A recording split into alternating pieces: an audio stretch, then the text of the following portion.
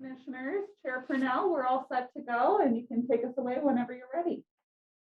Very good. Good morning, everybody. I would like to call to order the Mendocino County Planning Commission meeting for December 2nd, 2021.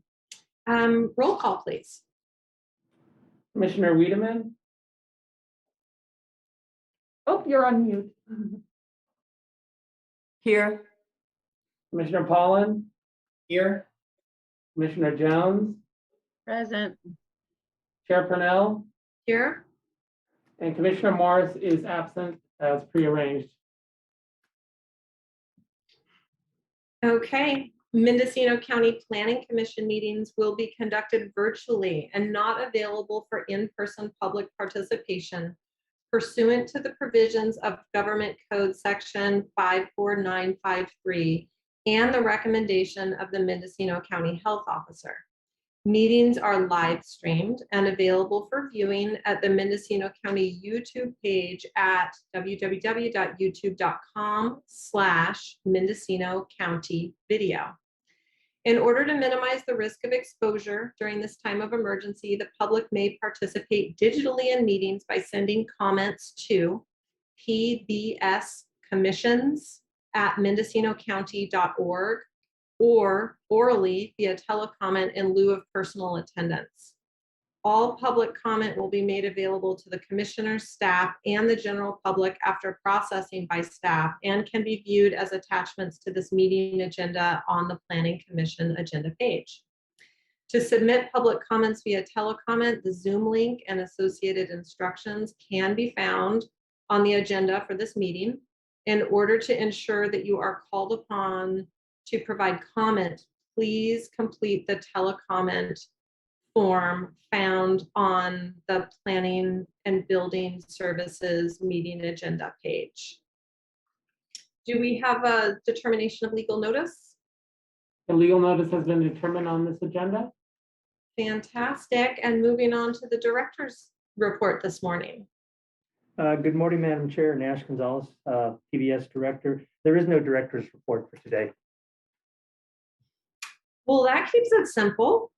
Yes, that allows us to jump right into the subject matter. It sure does. And the subject matter today is, well, we have nothing on the consent calendar, so we are moving right into 6A, which is a presentation discussion. Chair Purnell, if Yeah. we could just back up and make sure we do a call for agenda item 4, matters from the public.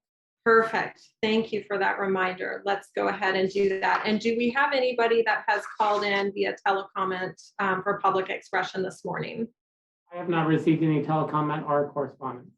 Okay.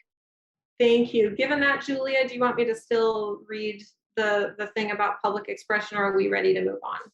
I think we are ready to move on. Okay, great.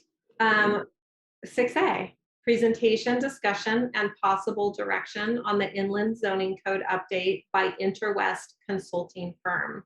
And with that, I will turn it over to staff for any introductions that they want to make of the consultant team. Thank you, Madam Chair. Nash Gonzalez, PBS Director. Just wanted to give you some history to begin with. And I would say that the catalyst for how and why we are here today with the zoning code is we did, as the county, adopt the general plan in 2009. Subsequently, we also adopted the Ukiah Valley Area Plan in 2011. Again, these two documents, along with the housing elements that have been adopted since then, have been the catalyst for initiating the zoning code update. Planning and Building Services previously procured a grant in 2011 to do the zoning code update. However, after this director left the county, the idea was pretty much shelved, and other things were given priority.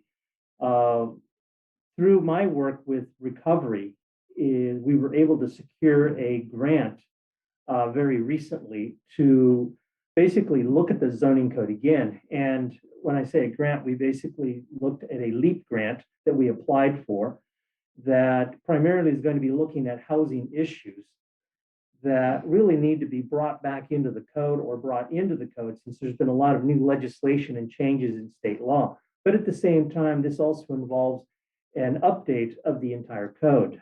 We are not doing a wholesale rewrite of the code. We're still keeping the zoning designations. We're still keeping a lot of the uses, but our code is antiquated. It was adopted back in 1987.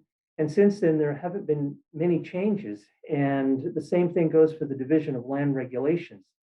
Those regulations have not been touched since the early 80s. And so because there's been a lot of changes over the years, and to avoid a lot of interpretations and so on, it has been determined that the best approach is to look at the zoning code and the Division of Land Regulations moving forward. So again, we were very successful in securing a grant through HCD to do this project. I'm very excited about it because again, we haven't done a zoning code update in almost 35 years. So this is great, fantastic. Some of the issues that we've come across related to housing, and I would say probably one of the most foremost and primary ones is back in 2009, we looked at the inclusionary housing ordinance, which was the first to be adopted in the county. And as a result, it really hasn't produced any housing. It basically looked at collecting fees and so on, but have we really created any housing? The answer is no. And so we really need to take a look at all of these types of programs that are either working, enhance them, or not working, and look for other solutions or alternatives. So with that said, the county went through a competitive bid process and hired Interwest, primarily because of their experience with the county and the fact that Eric Norris, who's here today to present on behalf of Interwest, was one of the team members involved with the update of the general plan back in 2009. So Eric has a lot of experience in working with the county, developing policies and so on, and is very well versed in a lot of the issues that we faced then and that we face today. So with that, I'm going to go ahead and turn it over to Eric. Well, thank you, Nash. Thank you, Commission. Pleasure to be back here in the county. I'm going to share my screen here. Well, Nash asked me to give you a brief PowerPoint show that talks about what we're going to be doing for the zoning code, but also backs up a little bit and just gives a brief overview of sort of planning 101. If you've looked ahead, you're probably wondering what's the deal with the pig. Well, we'll get to that in a second, but I think it's a good way of introducing just the basic concept of what zoning is. So zoning 101, I'll start my presentation on this park in the village of Euclid, Ohio. Back in 1926, a Supreme Court case was decided that touched on this park and some other land around it that really formed the basis or the legal basis for zoning as we do it in the US today. Zoning had been around with the idea of it before that, going back around to the turn of the century, but 1926 was the first time that the US Supreme Court looked at this in detail and said, yes, cities, counties in the US, you can do zoning, and here's what it's all about. So if you go to that site, they actually have a historical marker, which may be the only marker for a planning issue anywhere in the US, as far as I know, but there it is. So what happened back in that case, I won't read this in detail, there was a group called the Ambler Realty Company. So the case is called Euclid versus Ambler. So Euclid is the village in Ohio, Ambler Realty. Ambler Realty owned some land, and they decided that they wanted to build industrial buildings on it. It was in an area that had other uses there. There were homes around it and so on. The village of Euclid decided, well, it doesn't really make sense to build industrial here. It's not really the right use for this property. They adopted a zoning ordinance that said you can't put industrial here, you can do other things. Ambler Realty sued and said, wait a minute, this is unfair. You're taking our property without compensation. We can't do what we want with it. And they took their case all the way to the Supreme Court. So, and the question in front of the court was, did the village's ordinance violate Ambler Realty's right to liberty and property under the due process or equal protection clauses of the 14th Amendment. So what's interesting, actually, or one little sidelight to this whole case, is it was actually it was argued twice in front of the U.S. Supreme Court. They argued it once. It was fairly obvious from the questions that the judges were asking at that time that it was going to fail, that the village's zoning ordinance was going to get overturned. They convinced the court to hear it a second time, which they did. And in a 6-3 decision, they found that, in fact, it was constitutional, that the city was doing something correct. It wasn't arbitrary or unreasonable. It didn't exceed the local government's power. And what they said was that zoning regulations will generally be upheld as long as there's some connection to the public welfare. And that's still the standard that we use today. You'll see if you read through your staff reports, I'm sure, a lot of statements about the public health, safety, and welfare. So that's still the standard that we use today. If you're doing things that are protecting the public's health, safety, and welfare, you're doing them in a reasonable way, you're addressing like properties in the same way, so similarly zoned properties all have the same standards and so on, then you're legal. But that gets us to the pig in the parlor part of the case, and that's really a good way of describing what zoning means. In the court's decision, I won't read the whole thing here, but they said that it's not really the use all by itself, in this case, an industrial building, it's the use in its context and what's around it. So what may make great sense in one part of the county or the city doesn't make sense in another part. And that's where they use the analogy of like a pig in the parlor instead of the barnyard. So that's really a great way of saying that's why we do zoning, because there are things that belong in one place that really don't belong in another place. So zoning, as I mentioned, goes back to, derives its ability to be implemented from the power of local governments to protect the public health, safety, and welfare. That's usually called the police power. And really everything in the zoning code goes back in some way to the police power and using the power of zoning to protect the health, safety, and welfare of the public. So as we do it today, zoning is still, for the most part, pretty similar to the way they were doing it back in the 1920s in Euclid, Ohio. You usually divide a jurisdiction into zoning districts. You have a zoning map that shows where those are, and you regulate development in those zones based on where it is. But again, if you're in an industrial zone or an M1 zone or whatever, you have the same standards in any piece of land with that same zoning anywhere in the jurisdiction. So you relate how you, or you regulate rather how you build things, which is where you get into setbacks, height limits, and so on. You also regulate the use of structures. Once I put that building up, what can I do in it? If I put up a building, there's a lot of things I can do, but the zoning code will tell you which of those are actually possible based on your location and the zone in which you're in. So you could put up a building that you could use for industrial purposes or to run a store. Depending on the zone you're in, you can generally either do one or the other. There are a few common types of zoning that you'll find around today. There's others that I won't get into, but these are the basic ones. There's traditional or Euclidean zoning, and Euclidean again goes back to Euclid, Ohio, which is the standard way of defining zones, uses in zones, and so on. It's really based around development standards and finding what uses happen in a building. There is form-based zoning, and form is not like a form on paper, it's really the building form. Form-based zoning is most concerned about what buildings look like and not as concerned about what happens in them.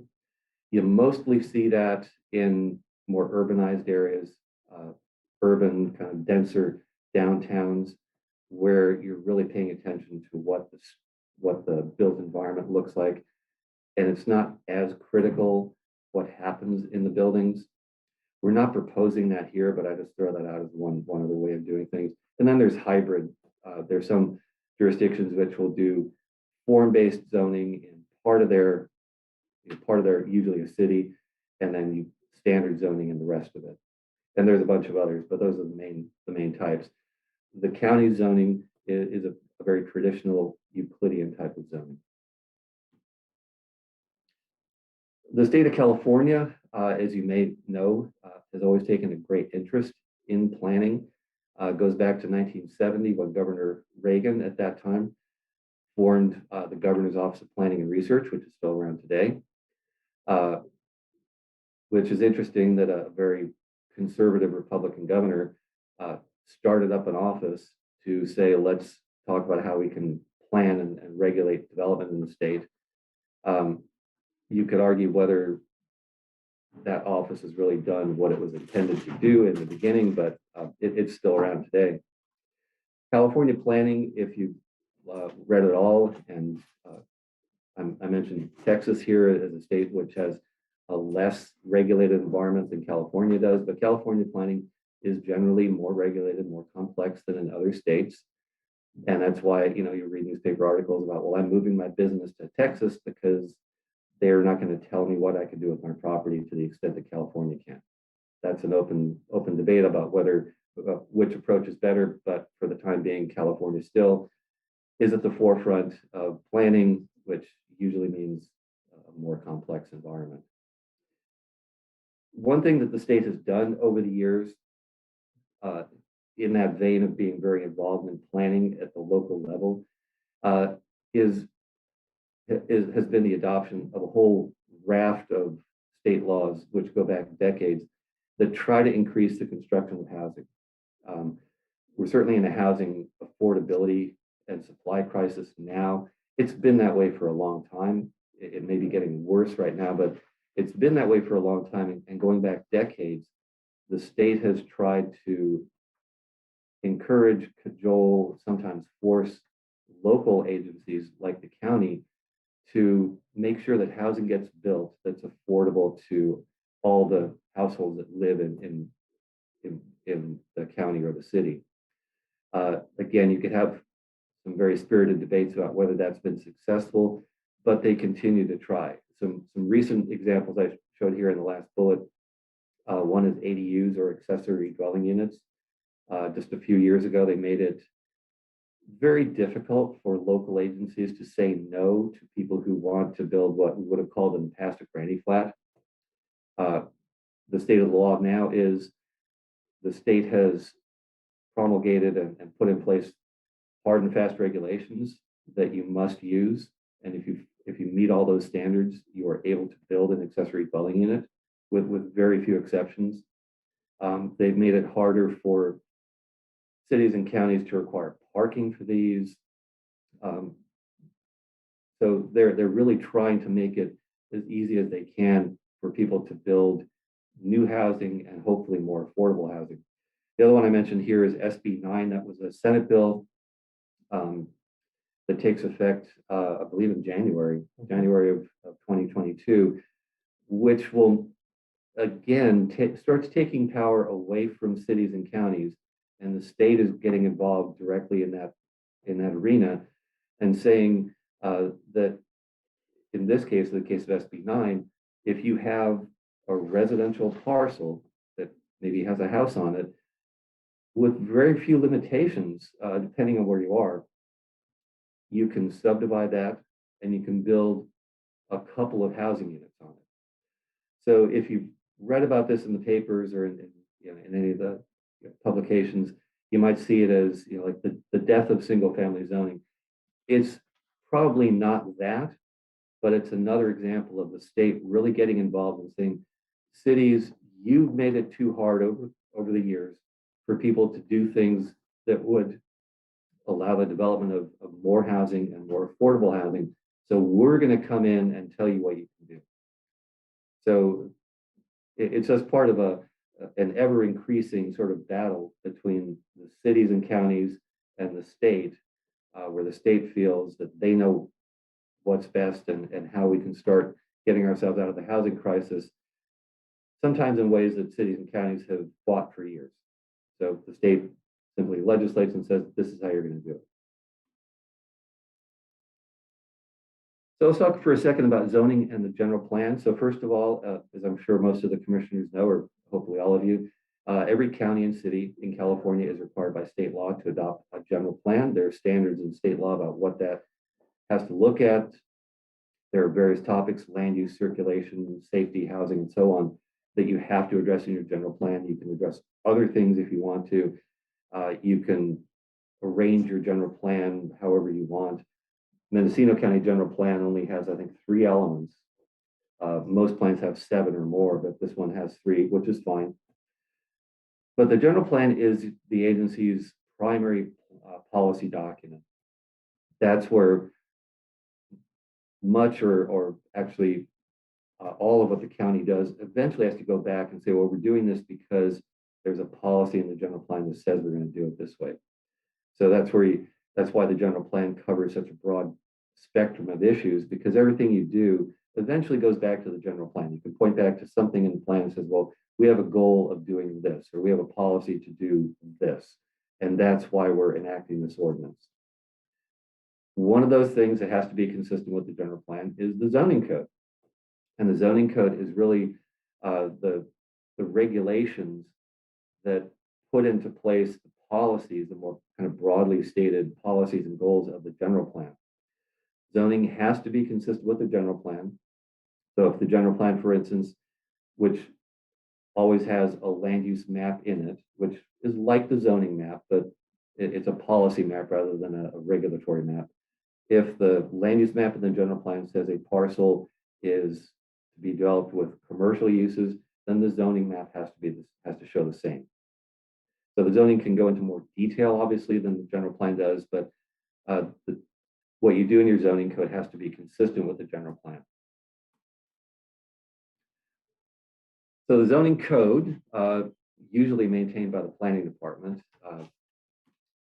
does a number of things. A typical zoning code talks about administration, how it works, how the planning commission functions, how staff functions, the responsibilities of all the various parties to implement, interpret, amend, etc.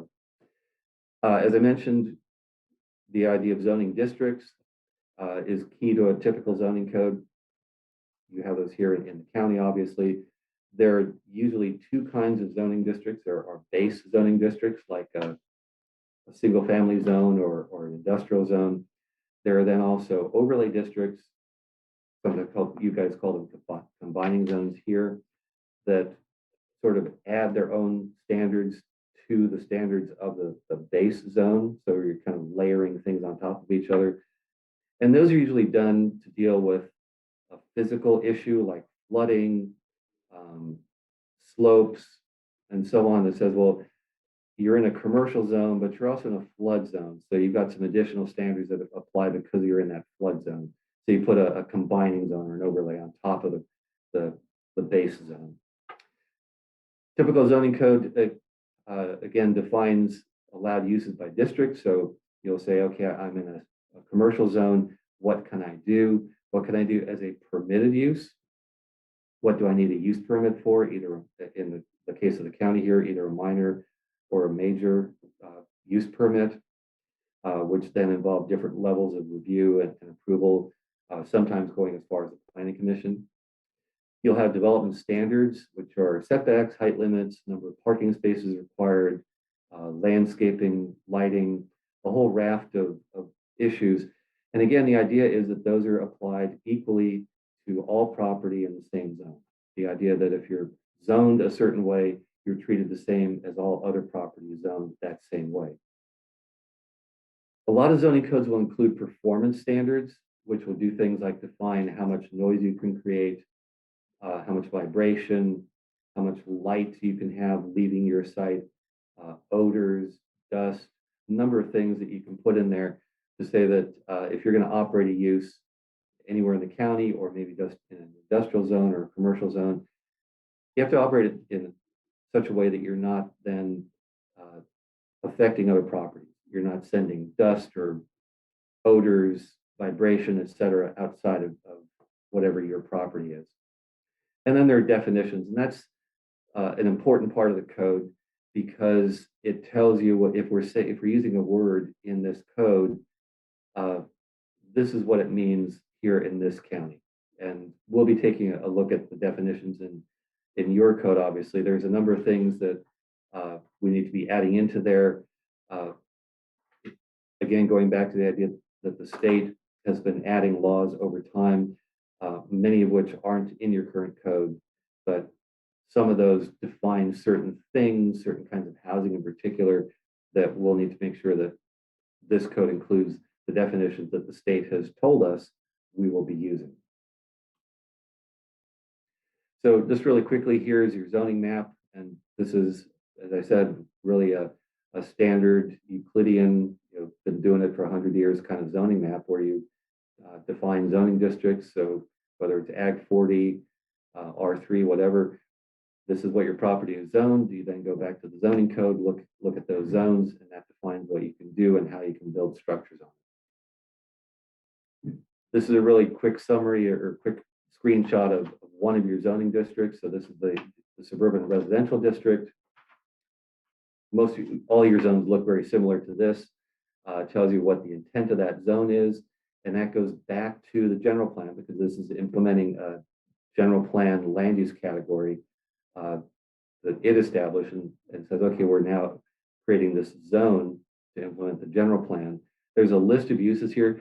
One thing we're going to do in the update to the code that we try and do in all our new codes is turn this from a list of uses into a matrix that allows you to compare across zones.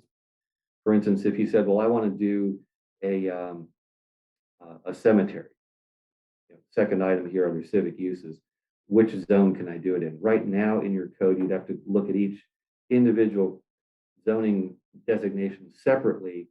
We're going to create a table that allows you to say, okay, I'm just going to read across, okay, I can do it here and here and here, and then see where the zones are. Makes it easier for someone who wants to establish a business or just find out what they want to do on a particular piece of property is going to work,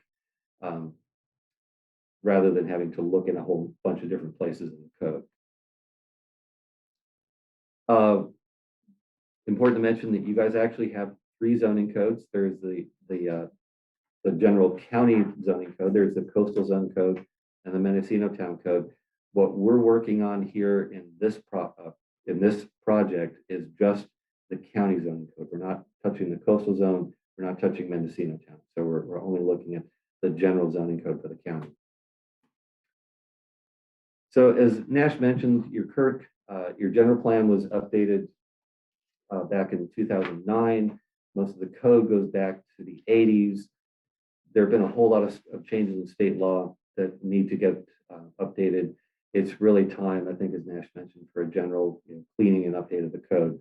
We do want to modernize its content without changing things in a wholesale way, just making them easier, making the information easier to find, or kind of reorganizing things.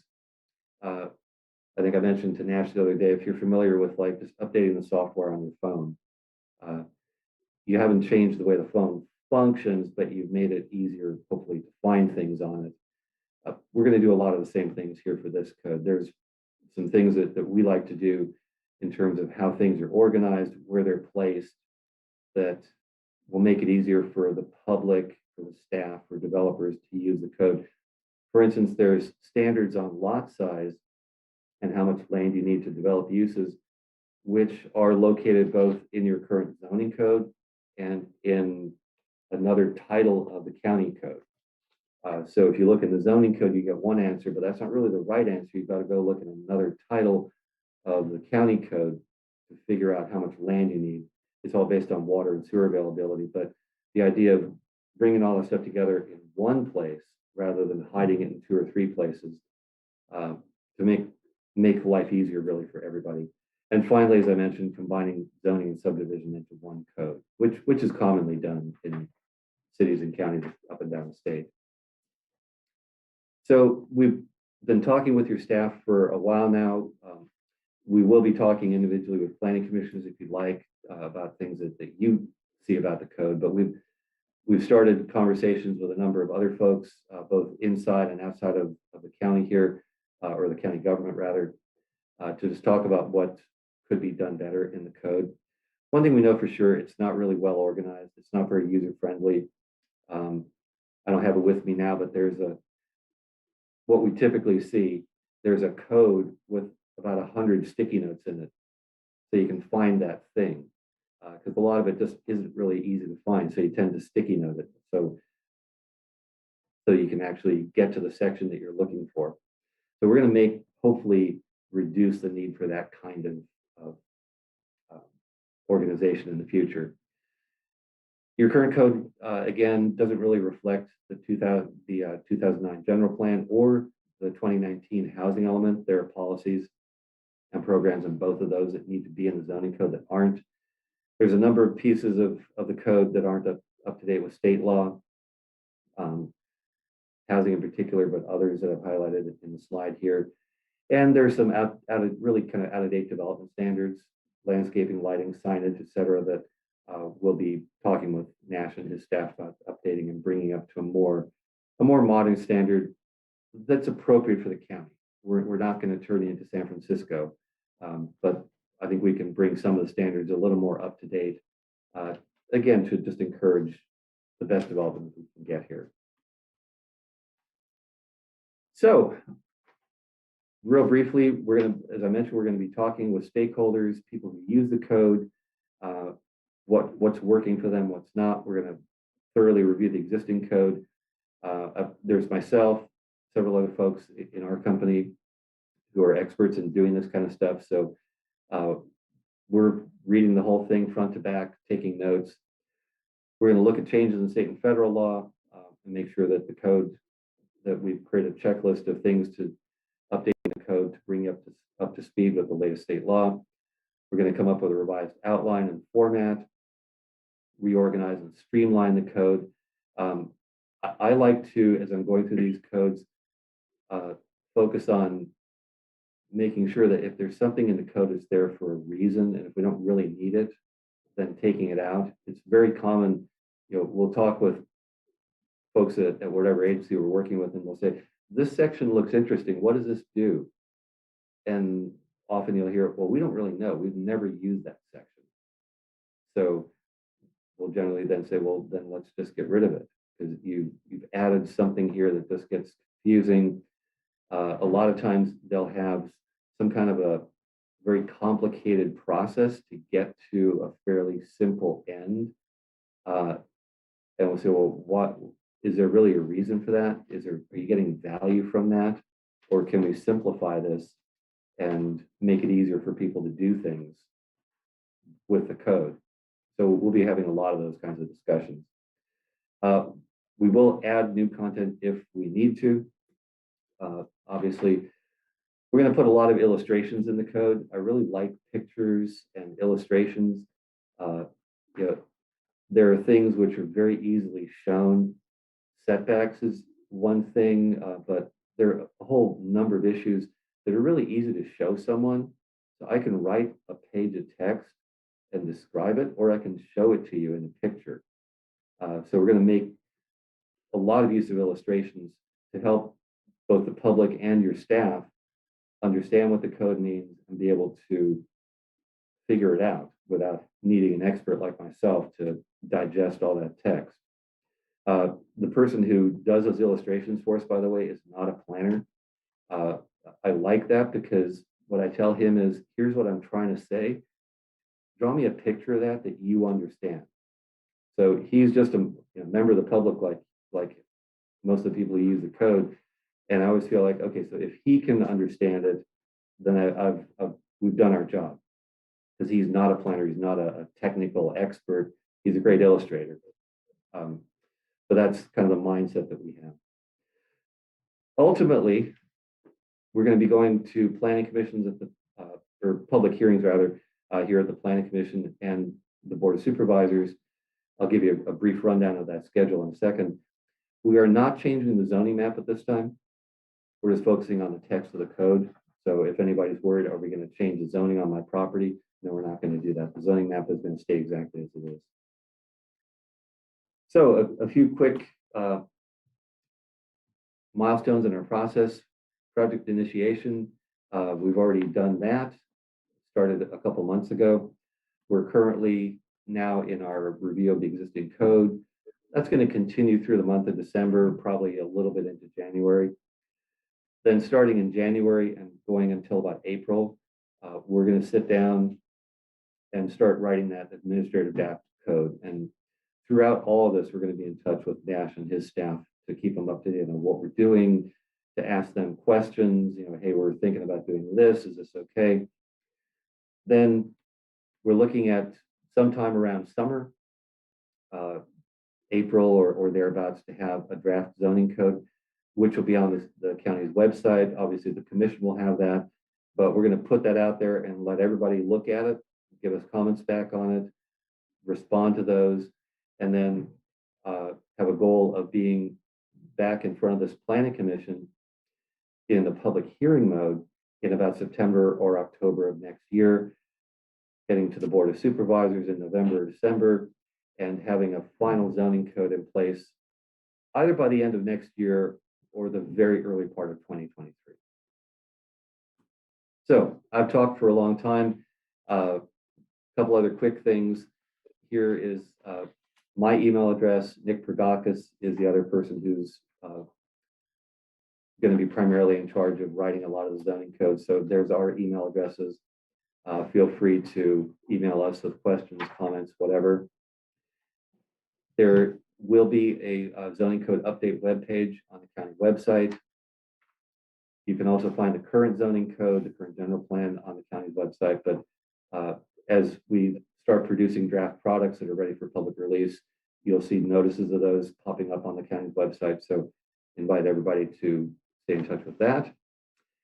And I will end my presentation. Thank you for listening to me, and I'm ready to respond to questions. Thank you, Eric. Thank you for that overview. I did have a question about whether you plan to individually engage planning commissioners in the next month or so as part of this process. Yes, we do. Yeah. So I'll be sending out an invitation to all of you to let me know when you're available to meet, probably via Zoom link. And we'll take as much time as you want to talk about the code and issues that you'd like us to address. So yes, we will. Wonderful.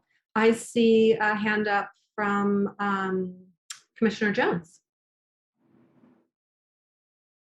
Thanks, Chair Parnell. Eric, I'm so glad you're doing this project. It's very much long overdue, and I look forward to seeing what you pull together.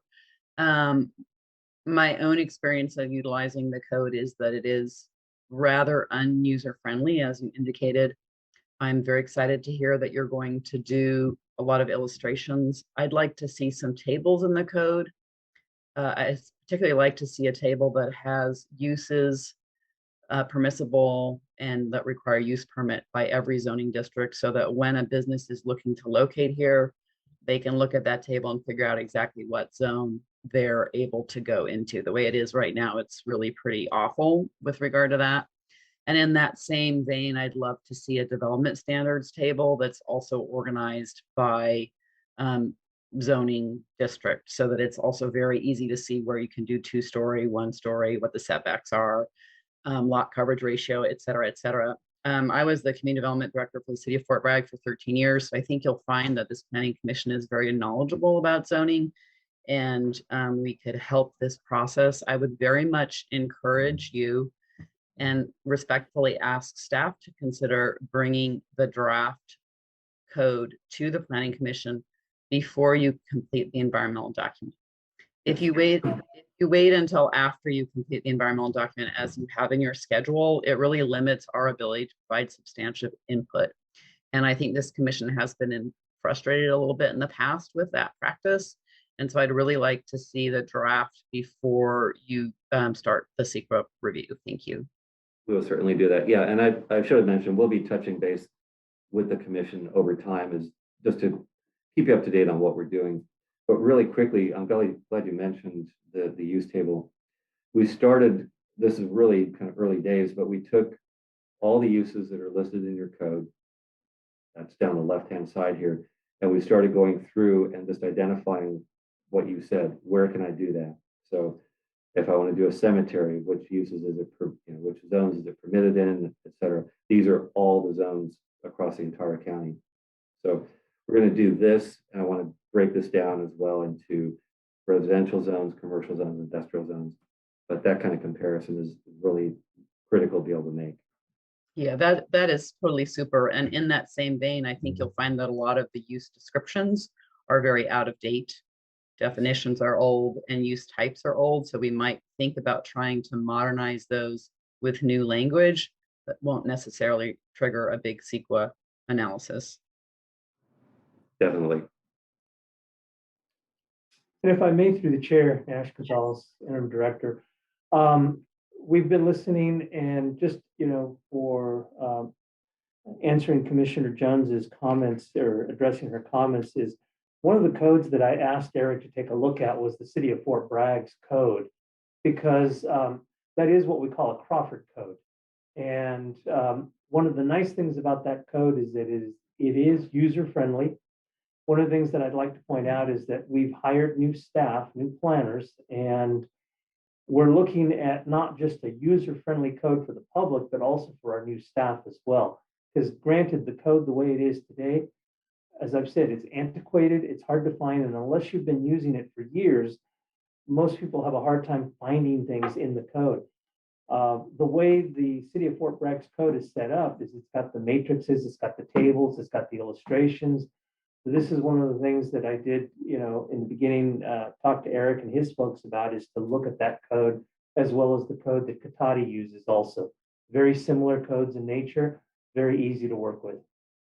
That's great. And I would really encourage you to start with the Fort Bragg code because it was modified after Katati, and Katati had a lot of things in it that were really not relevant to a more rural environment that I eliminated in a zoning code amendment in 2011, I think, or it might have even been before that. The other piece is that the stormwater management and sort of grading requirements are not spelled out anywhere in the county's code. And so that would be another place where you could look at Fort Bragg's code. I think they're pretty good. They're pretty much up to date. I had done an amendment to the code in 2014 and 2016 that included all of the state regulations that needed to be adopted. So, it's not totally comparable because obviously it's much more urbanized, as much as Fort Bragg, you can possibly consider it an urban area, which is a little bit of a joke, but it tries. So I don't think it's like totally relevant, but I think it could be very useful. And I think you'll find that it's a lot easier to train planners. There's a lot less confusion amongst planners when they come on board about how to apply different sections. And I think it will be a lot easier for the public also to just figure out answers to questions for themselves, which eliminates a lot of the emails back and forth and a lot of the time hog of planners' time answering pretty basic questions that your current code, doesn't really answer or provides kind of confusing answers on, even if you can find them. Anyway, thanks for listening. Great. Do we have any other questions or comments for our consultant at this time? Have a hand. Okay, you're up, Commissioner Wiedemann. Yes, thank you for the presentation, and thank you, Commissioner Jones, for your input, which will be valuable. The one thing I wanted to suggest is, instead of waiting for a written draft, I would like, as a commission, that you bring back, when you talk to us individually about our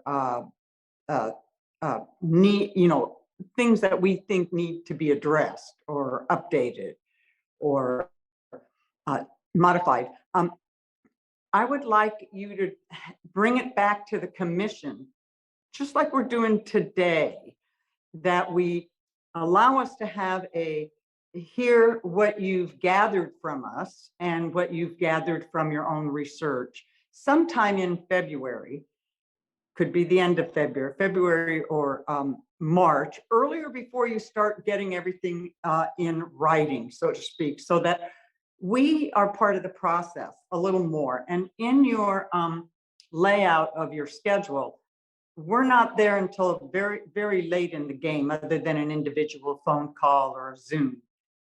And I really do recommend that you bring it back just for this type of a forum for us. I think it would be helpful. And just for information, I actually worked on the general plan, the first part of the general plan back in early 80s. And I did see the change of the general plan in 2009. And I just want to say, since you were part of that general plan change, there are sometimes, and even though it may not be important data points, but what was left out of the new general plan was the feeling of our communities, the descriptions of our community. I live in Albion. Albion Little River became the greater Fort Bragg area. And we are not by any means like the greater Fort Bragg area. So that's why I think the Planning Commission has a role of bringing the nuances. Like, I really appreciate hearing what happens in the other districts from my fellow commissioners. So I think that helps. That helps just information. And I pass with that. Thank you for the presentation. You're very welcome. Thank you. Commissioner Jones?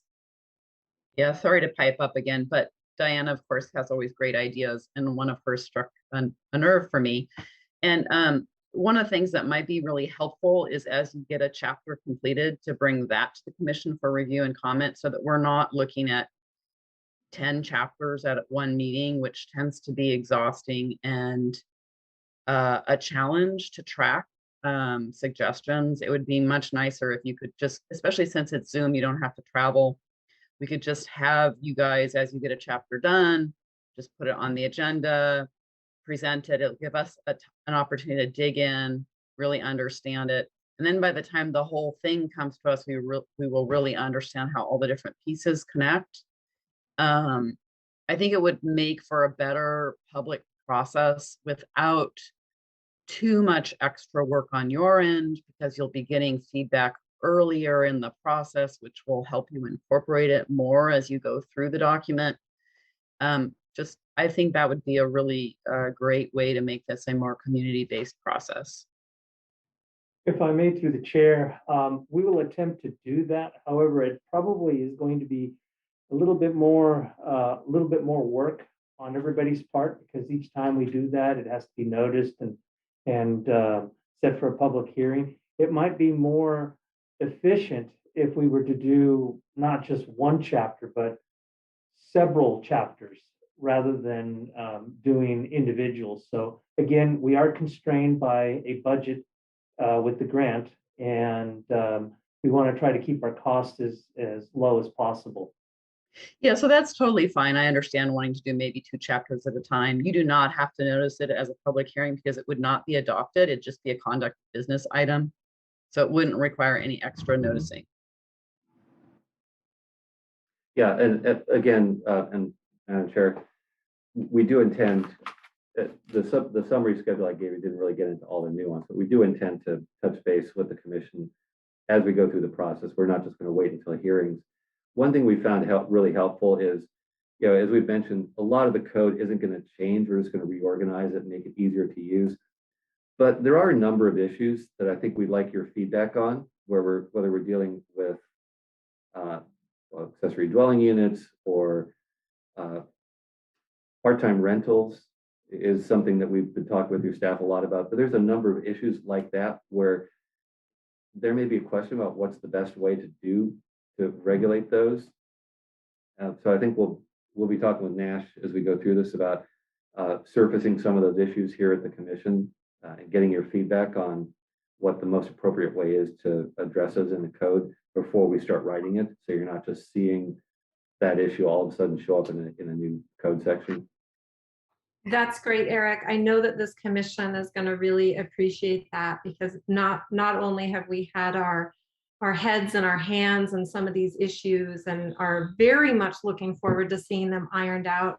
But also this particular commission has really an incredible amount of expertise. So out of the 5 of us, we either have professional planning backgrounds or professional architecture and housing backgrounds, or we're one of the 2 attorneys on the commission. So we're very zoning friendly, and I think are really going to want to be involved in, will appreciate being involved in some of these details in like a real feedback loop kind of way, as you just described. So thank you. Good.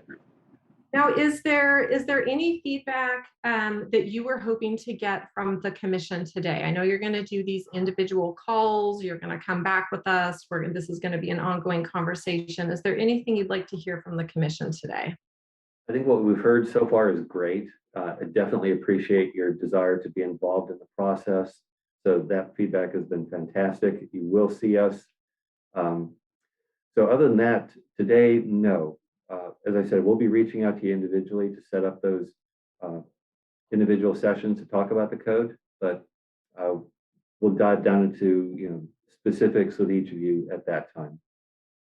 Great, thank you. And then before we invite the public to comment on this item, are there any additional questions or comments from the commission or staff? Yes, I'd like to make a comment to each of us as commissioners, and that would be to reach out to people in our own communities to find out what issues they've had implementing the code, whether it's somebody who helps with development or property owners or just people we know, so that we bring more than our own knowledge, but also the expertise and experience of other people in our community to this effort to make it more of a publicly guided process.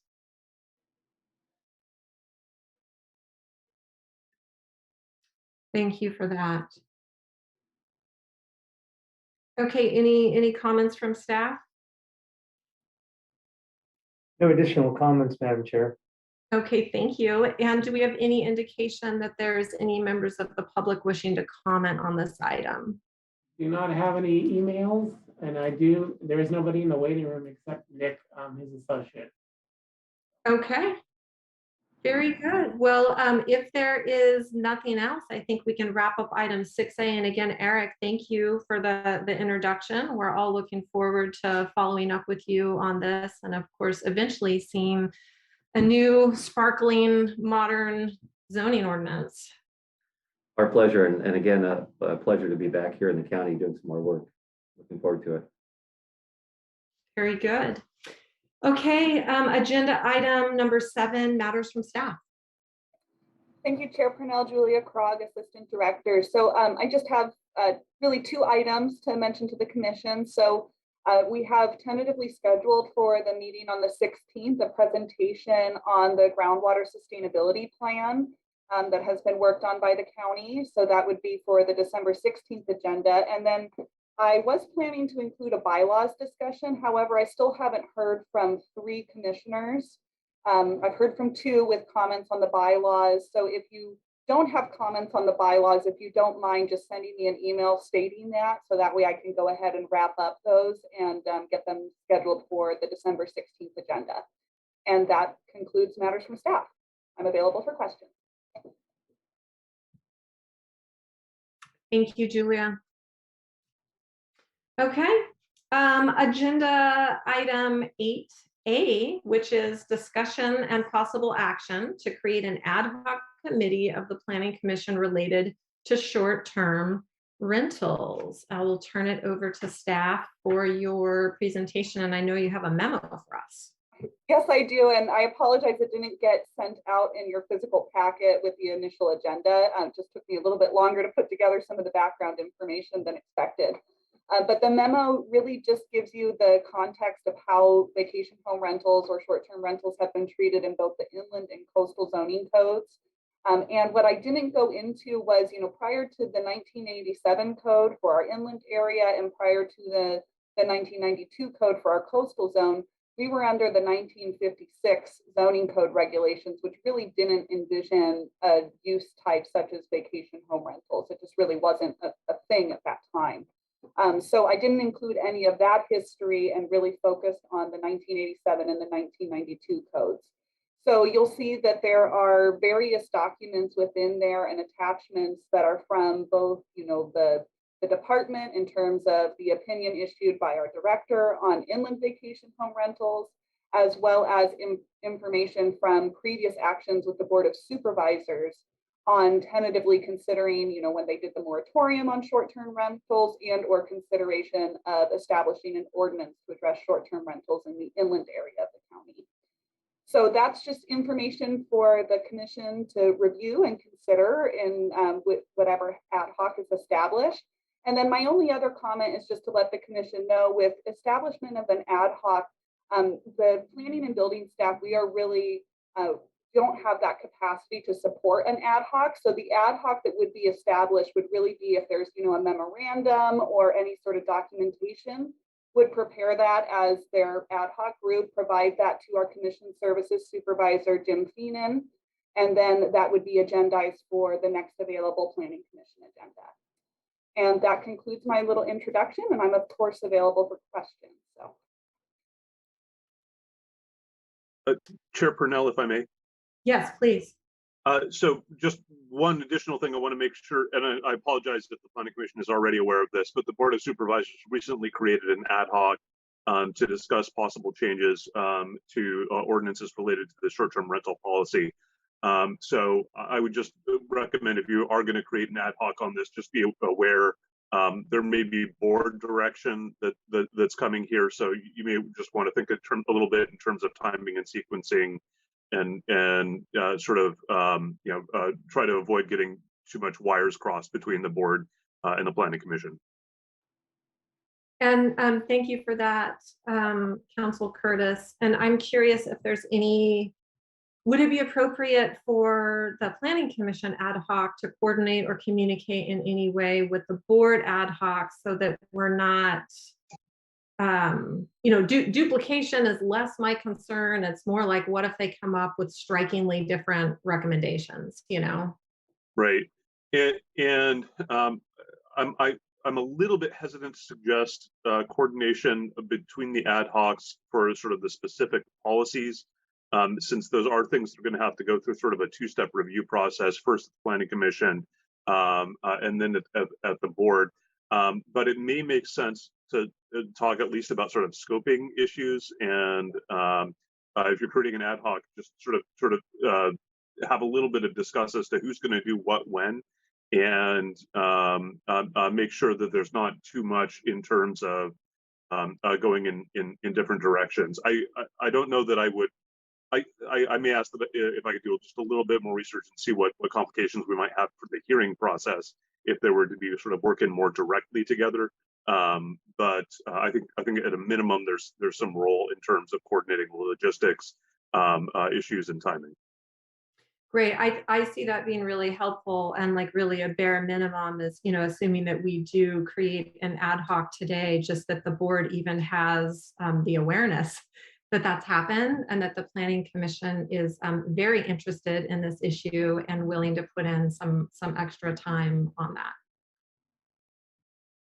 Commissioner Jones? Yeah, thanks.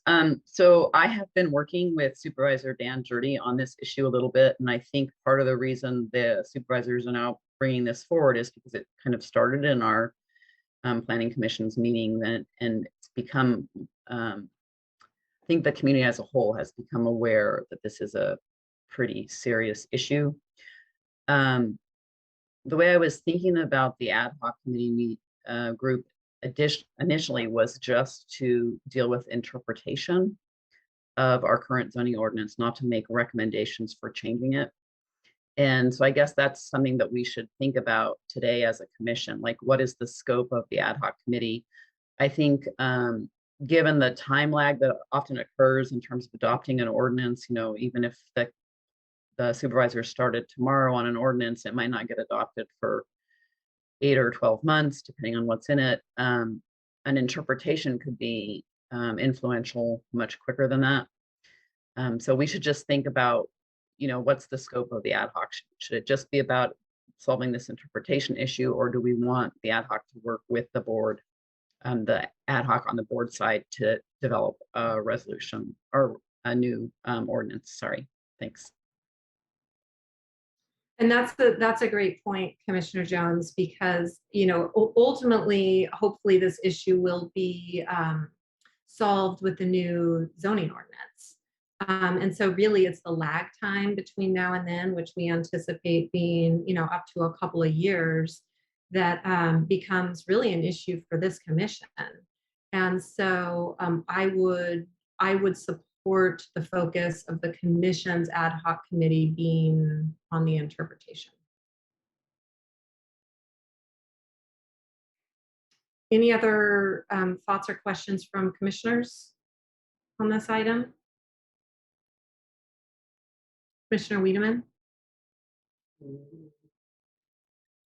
Yes, I'm supportive of the interpretation as because of the that it's, as Commissioner Jones pointed out, that it's something that can be dealt with soon. And as we open up our zoning ordinances, we are going to be addressing this and other issues related to it. So I'm not sure how to be, you know, set up. The question is, do we need an ad hoc committee to be looking at the interpretations? Or can we do it as a board, as a commission? I guess that's the question. Yeah, so my thought on that, Diana, is I think we could do it as a commission. I think it would be a little easier if two of us got together and came up with like a menu of options. So we could do it this way, or we could do it that way. And then so the board, the commission as a whole could look at that. I'm also looking at some data. We've determined that there are over 500 vacation rental units that are legalized through the county right now. And there's probably another 200 to 300 that are not legal. So that's quite a big bite out of our housing supply. And I think getting at some of that underlying information will help the commission as a whole understand the range of the issue. And I don't think that staff has the time to pull this together. So that's why I was thinking an ad hoc committee would be a nice way of dealing with it. If and I'm certainly, obviously, you guys know, I'd be happy to volunteer. Anybody wants to work out with me on it. But of course, it's up to Chair Parnell to appoint whoever you'd like to, and I'll be happy with it just getting going forward. Thanks.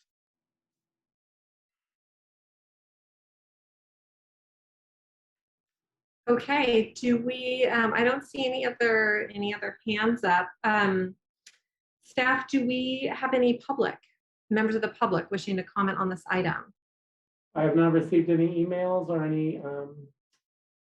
any correspondence related to this subject. Great, thank you for that. Do I need to open and close the public hearing, or are we good given that nobody's in queue? I think you're just fine. Okay, I like that. We're just fine. Okay, great. So unless there's further discussion to be had, we have, you know, one member of the commission, Commissioner Jones, who is enthusiastically volunteering to be on the ad hoc, and that is appreciated. Is there another member who would like to join her? And then I would. Okay, so we have two then. And is there any competition for this ad hoc committee? We have two interested. Is there a third? Do we have a choice to make here? Okay, I'm just scrolling through, making sure that I see everybody. I'm not seeing anything from Commissioner Pollen. I can tell you that I would be very happy to appoint both Vice Chair Wiedemann and Commissioner Jones to be on this ad hoc committee. I think you have already a tremendous amount of expertise and passion, and I certainly appreciate the time that you're willing to put into this, and would very much look forward to whatever it is that you bring back to the commission for our consideration. Chair Purnell, if I may just make a suggestion. Please. generally the interpretation of the county agency is going to be entitled to substantial deference by if there's ever any court dispute over the proper reading of an ordinance down the road. But one thing that may influence that is if it's a change from any historical interpretation. So I would just suggest that when the ad hoc comes back with their sort of range of options of interpretation of various ambiguities in the ordinance, you give a little bit of time for staff to come back with any information that they may have as to what the department or what the planning commission may have historically done or historically treated the language in a particular ordinance. Not that necessarily prevents you from changing an interpretation or position, but I think it's going to be relevant to the conversation. Great, thank you for that. Council Curtis, another question for you. Are we today looking for the chair's appointment, or are we looking from a motion from the commission?